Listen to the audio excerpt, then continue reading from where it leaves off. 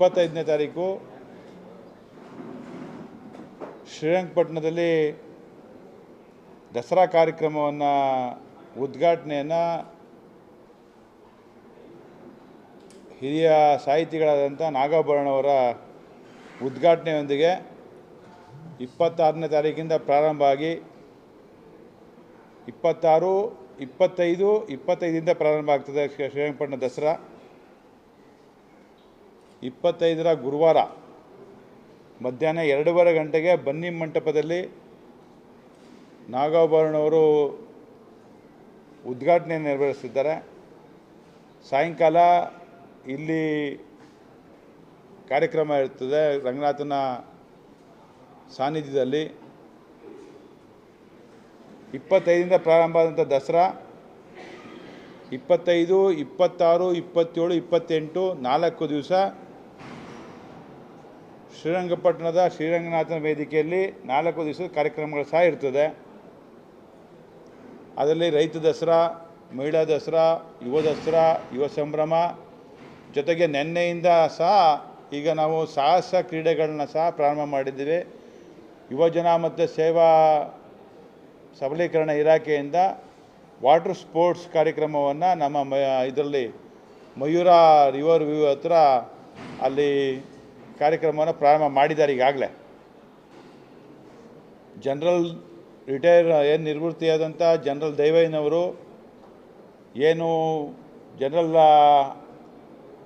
ಇವರು ಹೆಸರಲ್ಲಿ ಅಕಾಡೆಮಿ ಏನಿದೆ, ಜನರಲ್ ತಿಮ್ಮಯ್ಯನವರ ಹೆಸರಿನಲ್ಲಿ ಏನು ಅಕಾಡೆಮಿ ಇದೆ, ಆ ಅಕಾಡೆಮಿಯನ್ನು ನಡೆಸ್ತಾ ಇರ್ತಕ್ಕಂಥ ಜನರಲ್ ದೈವಯ್ಯನವರು ಅದಕ್ಕೆ ನಾನು ಸಹ ಜೊತೆಯಲ್ಲಿ ನೆನ್ನೆ ಚಾಲನೆಯನ್ನು ಕೊಟ್ಟಿದ್ದೇನೆ. ಸಾಹಸ ಕ್ರೀಡೆಗಳಿಗೆ ಯುವಜನ ಮತ್ತು ಸಬಲೀಕರಣ ಇಲಾಖೆಯಿಂದ ಅದನ್ನು ಕಾರ್ಯಕ್ರಮವನ್ನು ಮಾಡಿದ್ವಿ.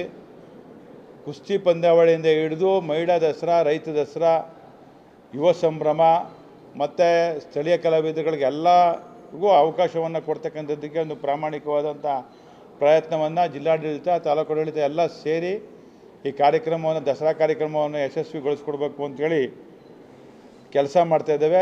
ಜೊತೆಗೆ ದೀಪಾಲಂಕಾರದ ವ್ಯವಸ್ಥೆಯನ್ನು ಸಹ ಮಾಡ್ತಾಯಿದ್ದೇವೆ. ಇವೆಲ್ಲವನ್ನು 25ನೇ ತಾರೀಕಿಂದ 28ನೇ ತಾರೀಕುವರೆಗೆ ಶ್ರೀರಂಗಪಟ್ಟಣದ ದಸರಾಕ್ಕೆ ಕಾರ್ಯಕ್ರಮಕ್ಕೆ ಚಾಲನೆ ಕೊಟ್ಟು ಮಾಡ್ತಾಯಿದ್ದೇವೆ. 26ನೇ ತಾರೀಕಿಂದ KRSನಲ್ಲಿ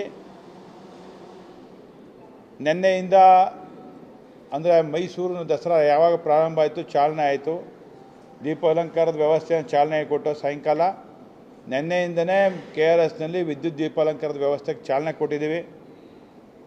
26ನೇ ತಾರೀಕು ಶುಕ್ರವಾರದಿಂದ 30ನೇ ತಾರೀಕುವರೆಗೆ 26, 27, 28, 29, 30 5 ದಿವಸಗಳ ಕಾಲ ಅಲ್ಲಿ ವ್ಯವಸ್ಥಿತವಾಗಿ ಕಾವೇರಿ ಆರತಿಯ ಕಾರ್ಯಕ್ರಮ ಜೊತೆಗೆ ಕಲ್ಚರಲ್ ಪ್ರೋಗ್ರಾಮ್ಸ್ ಎರಡನ್ನೂ ಸಹ ಅಲ್ಲಿ ವ್ಯವಸ್ಥಿತವಾಗಿ ವ್ಯವಸ್ಥೆ ಮಾಡಿದ್ದೀವಿ. 26ನೇ ತಾರೀಕಿಂದ ಸಾಯಂಕಾಲ ಸನ್ಮಾನ್ಯ ಉಪಮುಖ್ಯಮಂತ್ರಿಗಳು ಹಾಗೂ ಜಿಲ್ಲಾ ಉಸ್ತುವಾರಿ ಸಚಿವರುಗಳ ನೇತೃತ್ವದಲ್ಲಿ ಈ ಕಾರ್ಯಕ್ರಮಕ್ಕೆ ಚಾಲನೆ ಕೊಡ್ತಾಯಿದ್ದೀವಿ. ಕಾವೇರಿ ಆರತಿ ಕಾರ್ಯಕ್ರಮಕ್ಕೆ ಸಾಂಕೇತಿಕವಾಗಿ ಅದಕ್ಕೆ ಬೇಕಾದಂಥ ಎಲ್ಲ ವ್ಯವಸ್ಥೆಗಳನ್ನ ಮಾಡ್ಕೋತಾ ಇದ್ದೇವೆ.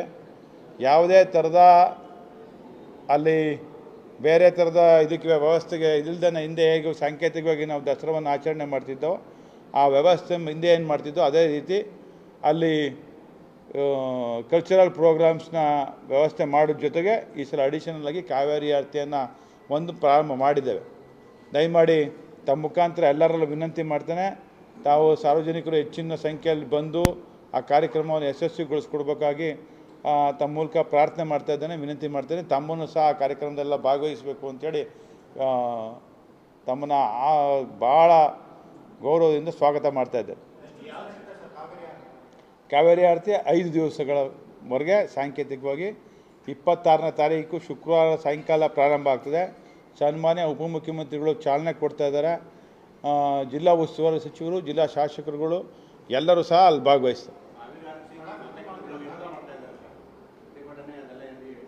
ಕಾವೇರಿ ಆರತಿಗೆ ಪರ್ಮನೆಂಟಾಗಿ ಕಾವೇರಿ ಆರತಿ ಮಾಡಲಿಕ್ಕೆ ಅಂದರೆ ಅಲ್ಲಿ ಯಾವುದೇ ಥರದ ಪರ್ಮನೆಂಟ್ ಸ್ಟ್ರಕ್ಚರ್ಸ್ ಆಗಬಾರ್ದು ಅನ್ನುವಂಥದ್ದು ನಮ್ಮ ರೈತರ ಭಾವನೆಗಳು, ನಮ್ಮ ರೈತರ ಮುಖಂಡರ ಭಾವನೆಗಳಂದರೆ ಪಾ ತಾವೆಲ್ಲ ಫ್ರೀಯಾಗಿದ್ದರೆ ಇವತ್ತು ಕರ್ಕೊಂಡೋಗಿ ತೋರಿಸ್ತೀವಿ.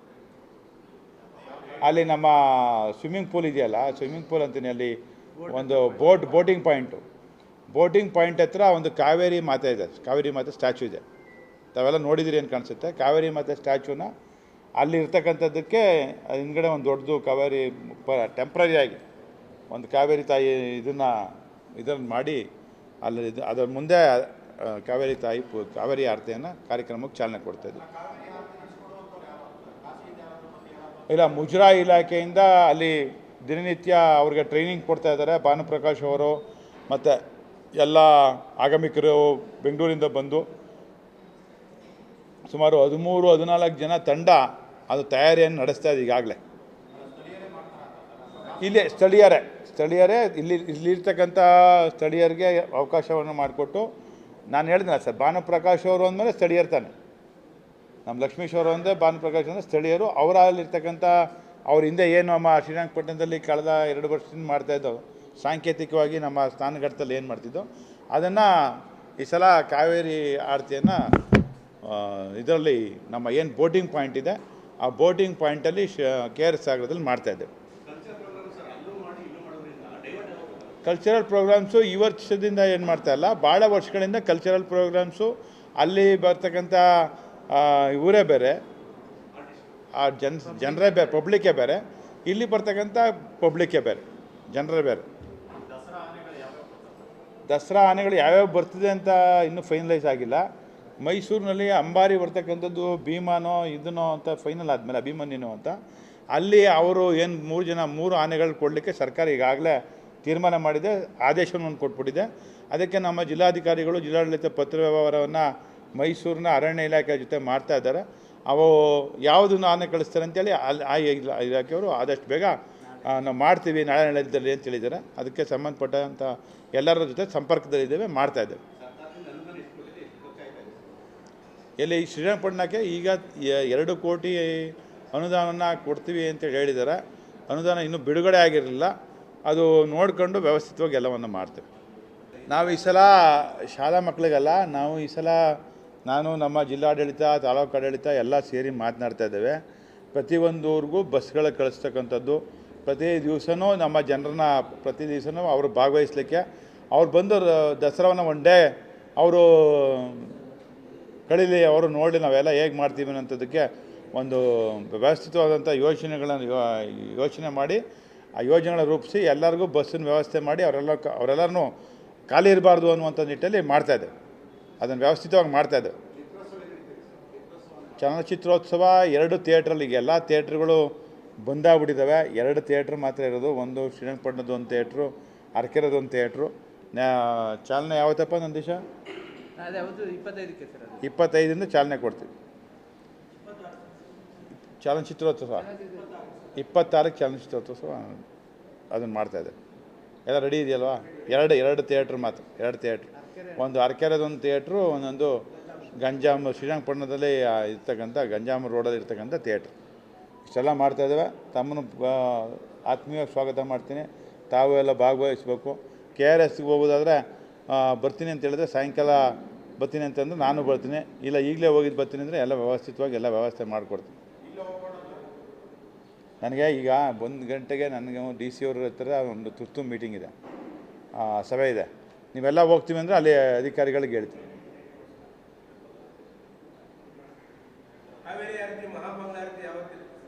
ದಿನ 30ನೇ ತಾರೀಕು ಇನ್ವಿಟೇಷನ್ ಪ್ರಿಂಟ್ ಆಗ್ತದೆ. ನೆನ್ನೆ ತೀರ್ಮಾನ ಆಯಿತು ಎಷ್ಟು ದಿವಸ ಮಾಡಬೇಕು ಅಂತೇಳಿ, ಏನು ವ್ಯವಸ್ಥೆ ಮಾಡಬೇಕು ಅಂತೇಳಿ. ಮೊದಲೇ ದೀಪಾಲಂಕಾರವನ್ನು ಮೊದಲಿಂದನೂ ಮಾಡ್ತಾಯಿದ್ವಿ, ಇವತ್ತಿಂದ ಏನು ಮಾಡ್ತಾಯಿಲ್ಲ. ಮೊದಲು ಭಾಳಷ್ಟು ವರ್ಷಗಳಿಂದ ದೀಪಾಲಂಕಾರ ಮಾಡ್ತಾಯಿದ್ವಿ. ನೆನ್ನೆ ಸಾಂಕೇತಿಕವಾಗಿ ಚಾಲನೆ ಕೊಟ್ಟಿದ್ವಿ. ನಾವು ನಮ್ಮ ಶ್ರಮ ಎಲ್ಲ ಮೈಸೂರಿಗೆ ಹಾಕ್ಬಿಡೋದ್ರಿಂದ ಇಲ್ಲಿ ಏನು ಮಾಡಬೇಕು ಮಾಡಬಾರ್ದು ಅನ್ನುವಂಥದ್ದು, ಎಷ್ಟು ದಿವಸ ಮಾಡಬೇಕು ಅನ್ನುವಂಥದ್ರಲ್ಲಿ ಕೊನೆಗೆ ರಾತ್ರಿ ಎಲ್ಲರನ್ನೂ ವಿಶ್ವಾಸ ತೆಗೆದು ಅಂದರೆ ಏನು ಮಾಡಬೇಕಾದ್ರೂ ಇಲ್ಲಿ ಸ್ಥಳೀಯರಾಗಿ ಯಾರ್ಯಾರು ಸಿಗ್ತಾರೆ ಕೆಲಸಗಾರರು ಅವ್ರಿಗೆ ಹೇಳಿ ಕೆಲಸ ಮಾಡ್ತಾಯಿದ್ದೀವಿ. ಎಲ್ಲ ಒಟ್ಟಿಗೆ ಅಷ್ಟೊಂದು ಬಂಡವಾಳ ಹಾಕ್ಬೇಕಲ್ಲ ಅವರು ಸಹ, ಅದು ಸ್ವಲ್ಪ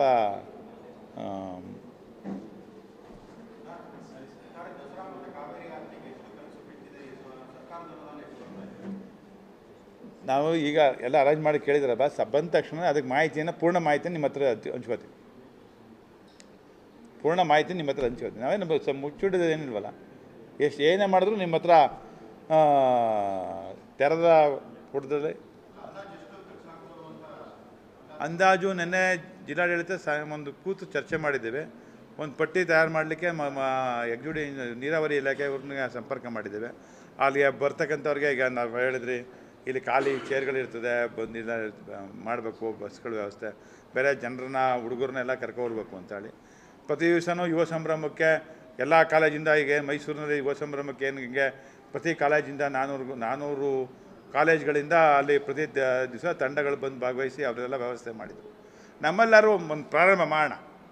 ನಮ್ಮಲ್ಲಿ ಈ ಸಲನಾದ್ರು ಪ್ರಾರಂಭ ಮಾಡೋಣ. ಒಂದು 20 ಕಾಲೇಜು 30 ಕಾಲೇಜಿನವ್ರಿಗೆ ಬಂದು ಇಲ್ಲಿ ಭಾಗವಹಿಸಿ ಆ ಯುವ ಸಂಭ್ರಮದಲ್ಲಿ ಭಾಗವಹಿಸಲಿಕ್ಕೆ, ಯುವ ದಸರಾದಲ್ಲಿ ಭಾಗವಹಿಸಲಿಕ್ಕೆ ಒಂದು 40 ಬಸ್ಗಳು ಅವ್ರು ಮಾಡಿ, ಒಂದು 50 ಬಸ್ಗಳು ಮಾಡಿ ಪ್ರತಿ ದಿವಸ ಪ್ರತಿಯೊಬ್ಬರಿಗೂ ಭಾಗವಹಿಸ್ಲಿಕ್ಕೆ ಅವಕಾಶ ಮಾಡ್ಕೊಳ್ಳೋಣ ಅಂತೇಳಿ ಮಾಡ್ತಾಯಿದ್ವಿ. ಬೇರೆ ಬೇರೆಯವ್ರು ಕರ್ಸೋಕ್ಕೆ ಹಳಬ್ರು ಯಾರೂ ಕರೀದು ಬೇಡ ಅಂತ ತೀರ್ಮಾನ ಮಾಡಿದ್ವಿ.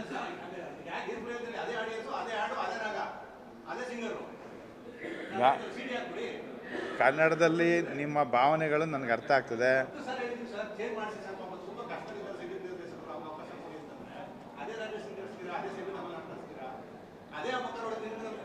ಇಲ್ಲ, ಈ ಸಲ ಎಲ್ಲವನ್ನ ಬದಲಾವಣೆ ಮಾಡಲಿಕ್ಕೆ 100ಕ್ಕೆ 100 ಆಗದಿರೋ 100ಕ್ಕೆ 90ರಷ್ಟು ಪ್ರಯತ್ನ ಮಾಡಿದೆ ಅಣ್ಣಜೆ.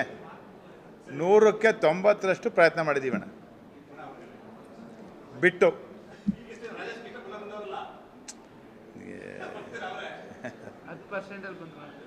ಈಗ 90% ಒಂದೇ, 10% ಗ್ಯಾರಂಟಿ ಬದಲಾವಣೆ ಮಾಡ್ತೀನಿ. ಈ ಸಲನೇ ಎಲ್ಲನೂ ಬದಲಾವಣೆ ಮಾಡೋಕ್ಕೆ ಪ್ರಯತ್ನ ಪಟ್ಟೆ. ಒಂದು 10% ನನ್ನ ಕೈಲಿ ಮಾಡಲಿಕ್ಕೆ ಆಗಲಿ.